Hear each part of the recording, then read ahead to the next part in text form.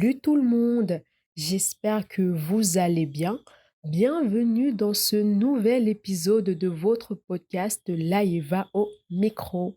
Je suis particulièrement contente de faire ce podcast, d'enregistrer cet épisode parce que c'est un petit peu un échange avec vous. Aujourd'hui, on va parler relations amoureuses.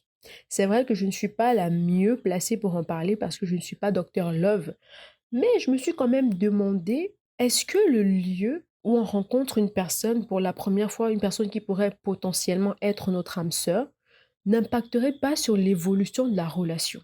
Et donc, du coup, vu que je me suis posé cette question, je vous ai posé la question à mes proches et aussi à ceux et celles qui me suivent sur Facebook. Quel est, selon vous, le pire endroit pour faire une rencontre amoureuse? Alors, dans un premier temps, je vais donner les réponses que j'ai reçues et bien évidemment avec des justifications. Et après, je donnerai ma propre réponse à la question. C'est parti. Alors, la première réponse que j'ai eue, c'est vrai c'est une réponse un petit peu qui est revenue plusieurs fois. C'est sur Facebook. Genre sur les réseaux sociaux en général et particulièrement sur Facebook. La justification, c'était parce que tout est faux sur Facebook. Alors moi, je pense que je partage totalement cet avis. Les gens doivent comprendre, je pense, de nos jours que il y a une différence entre les réseaux sociaux et la réalité. C'est deux mondes totalement différents. C'est tellement facile de prendre son téléphone et d'aller enregistrer un faux profil sur les réseaux sociaux et particulièrement sur Facebook. Un monsieur de peut-être 50 ans peut facilement enregistrer un profil d'un jeune de 25 ans, par exemple. Et maintenant, toi, la jeune fille, parce que je sais que c'est généralement les jeunes filles qui sont touchées, affectées plus particulièrement par ce phénomène-là, elle va donc recevoir des messages de ce monsieur-là avec une fausse photo de profil, parce que oui, ça se fait. Et donc, elle se met en danger. Et je trouve que c'est réel, en fait. Et c'est de plus en plus, comment dire, c'est de plus en plus récurrent dans notre société actuelle, les rencontres sur Facebook. Pour moi, tu peux pas rencontrer, c'est vrai que ce que je dis là, c'est très subjectif, hein. Pour moi, tu ne peux pas rencontrer l'amour de ta vie sur les réseaux sociaux. Parce que ce que la personne présente sur les réseaux, c'est totalement différent de la personne, en fait, dans la vie réelle. Vous voyez? Si, en fait, on est capable de prendre une photo de nous, de la retoucher avant de la poster, imaginez alors par rapport à la personnalité. On montre, en fait, ce qu'on n'est pas forcément sur les réseaux sociaux.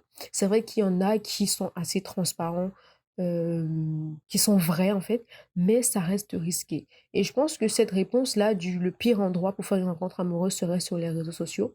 Je pense que je la validerais parce que dans un sens, c'est réel.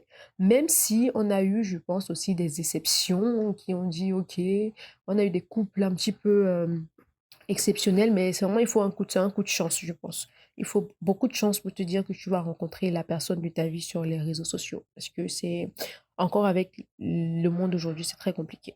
La deuxième réponse que j'ai reçue, en fait, c'était les snacks et les boîtes de nuit. Parce que les gens qui s'y trouvent, ils sont juste pour s'amuser et prendre du bon temps. Et il y a eu une remarque aussi qu'une personne particulièrement, il a dit, en fait, c'est un homme, il a dit, comment une fille sérieuse fait pour se retrouver au snack tard dans la nuit? C'est vrai que ça m'a un petit peu fait rire quand j'ai lu ça.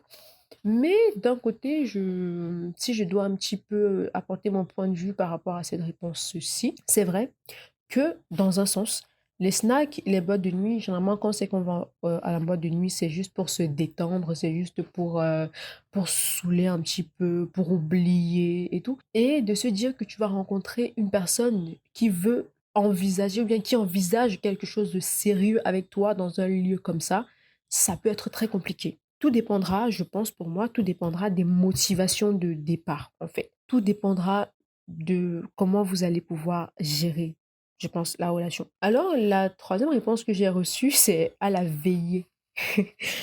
Parce que la veillée, disent-ils, c'est un espace triste et pas un lieu pour rencontrer l'amour. Et il y a un commentaire qui m'a également fait beaucoup rigoler, c'est elle pleure et toi tu la dragues. C'est vrai que la veillée aussi, c'est un endroit, genre j'ai reçu il y a la veillée, il y a la morgue, il y a la prison.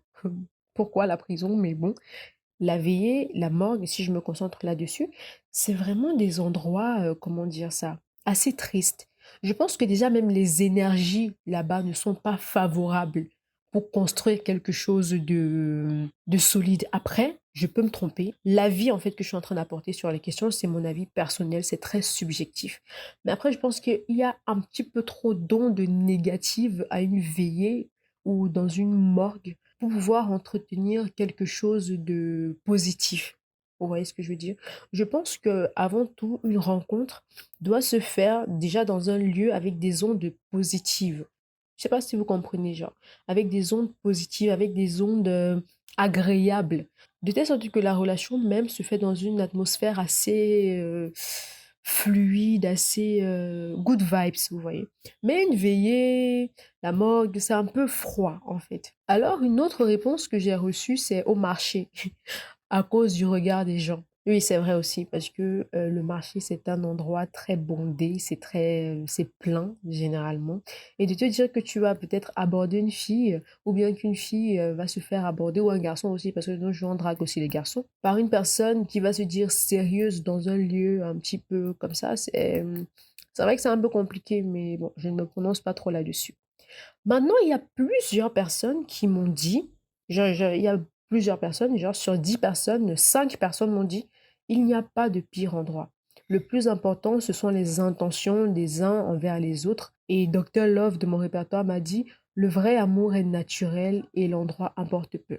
J'ai envie de dire que je partage également cet avis parce que, dans un sens, c'est totalement vrai.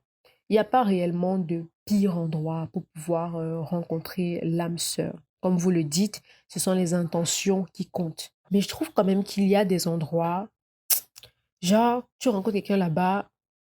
Moi, par exemple, pour répondre à la question, moi, par exemple, le pire endroit pour faire une rencontre pour moi, personne n'en a parlé même. Je me suis rendu compte que personne n'a même mentionné ça. Donc, c'est moi la fille bizarre dans l'histoire. Le pire endroit pour moi, c'est la piscine. Peut-être parce que je suis une personne très pudique. Mais le truc, c'est qu'à la piscine, tu rencontres quelqu'un pour la première fois qui est peut-être ton âme sœur et la personne est à moitié habillée. Je sais pas si vous voyez un peu le truc, genre. À moins que tu rencontres la personne pour la première fois et elle est à moitié habillée. Moi, je trouve ça très, comment dire ça? C'est pas mauvais en soi, en fait. Mais là, c'est clairement pour moi. Moi, je ne peux pas. Vous voyez ce que je veux dire? Je n'y arrive pas.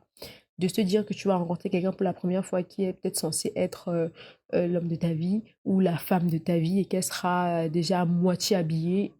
Franchement, moi, je ne conçois pas du tout ça. Et aussi, sachant qu'on connaît un petit peu ce qui se passe dans les piscines avec les maîtres nageurs aussi. On vous voit, les gars. On vous voit. Et tout ça, cette atmosphère-là, ça fait en sorte que moi, pour moi, en fait, le truc du lieu, c'est vraiment quelque chose de question d'énergie, en fait, positive. C'est une question de tu rencontres quelqu'un pour la première fois quelque part, les énergies, en fait, que tu reçois directement, c'est-à-dire, si tu es dans un endroit agréable, déjà, votre rencontre sera agréable et forcément, la relation, elle aussi, ça coulera de source. Mais si tu rencontres une personne dans un endroit un petit peu olé olé, un petit peu, je sais pas trop comment dire ça, forcément, il y aura ce truc dans la relation qui sera un petit peu bizarre. Mais après, de tout ce que j'ai retenu aussi, je pense qu'il y a ce côté d'état d'esprit. Genre, les deux personnes qui se rencontrent, c'est ce qu'ils veulent en fait. Qu'est-ce que tu veux? Maintenant, c'est très difficile de savoir ce qu'on veut, surtout aujourd'hui. On se retrouve justement, c'est pour ça que je me rends compte que de plus en plus, il y a des relations qui partent en fumée parce que on ne sait pas peut-être forcément ce qu'on veut. Aujourd'hui, on veut être avec X, on veut être avec Y, demain avec Z, ce qui fait en sorte que ça devient assez compliqué. Ça, c'est un autre point que j'ai envie d'aborder, c'est comment savoir peut-être que c'est la bonne personne. Moi, je pense que pour savoir que c'est la bonne personne, il faut prier. Je dis ça comme ça, mais c'est réel. Il faut prier pour que... Parce que quand c'est la bonne personne, je pense que si tu pries assez, Dieu te guidera d'une certaine façon. Vous voyez, il y a des petits signes qui ne mentent pas. Et même si, en fait, c'est pas la bonne personne et que tu te mets dans la relation avec elle, je pense qu'il y a des piliers sur lesquels on doit s'appuyer dans une relation pour qu'elle dure. Et les piliers, selon moi, sont le respect, la communication, la confiance, l'amour et la bienveillance. S'il y a ces 5 piliers dans une relation, je ne vois pas pourquoi elle ne durerait pas, sincèrement. Et je pense que beaucoup de relations volent en éclats aujourd'hui à cause de ça. Il n'y a pas tous ces piliers-là. S'il y a vraiment le respect, si les deux parties, lorsqu'ils sont peut-être dans un dilemme, communiquent, s'il y a de la confiance, s'il y a de l'amour et s'ils sont bienveillants les uns envers les autres, je ne vois pas pourquoi la relation ne durerait pas. Alors aujourd'hui, j'étais votre docteur Love, mais je pense que c'est un petit peu ce que je vais dire sur le sujet. Je vous remercie pour tous ceux et celles qui ont répondu à la question, ceux et celles qui ont répondu à l'appel. C'était vraiment très plaisant de lire vos commentaires et de voir un petit peu votre avis sur le sujet. On retient donc que le lieu n'a pas une réelle importance. Chacun a sa façon de voir les choses et tout dépend de ce qu'on veut vraiment dans la vie. Voilà, moi c'est le petit résumé que j'ai fait. Et voilà, on arrive à la fin de cet épisode de podcast. J'étais vraiment contente de l'enregistrer. Je m'excuse encore pour le retard parce que il aurait dû sortir hier, mais j'étais un petit peu souffrante le week-end. J'ai pas eu la possibilité de terminer le montage, le découpage et tout. Mais il est là. J'espère que ça vous a plu. J'espère que vous avez pris plaisir à écouter. N'hésitez surtout pas à vous abonner, à liker, activer la cloche de notification. Et on se retrouve mercredi. Du coup, ça a du bon parce que vous allez me revoir dans un jour. Vous devez être content dans un jour où on se revoit. Voilà. Et rendez-vous donc mercredi pour un nouvel épisode de votre podcast. Là, il va au micro. D'ici là, prenez soin de vous et j'espère que vous allez rencontrer